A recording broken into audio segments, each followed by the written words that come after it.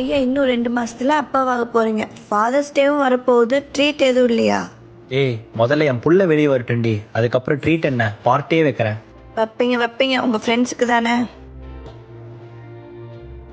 மா, சாப்பாடு ரெடியா?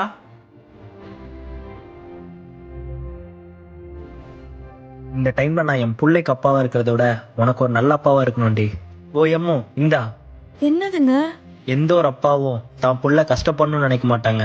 நான் உன் பிள்ளைக்கு மட்டும் அப்பா இல்ல, உனக்கு அப்பா தான். இதை சமைச்சு கொடு, இன்னும் ஈஸியா இருக்கும்.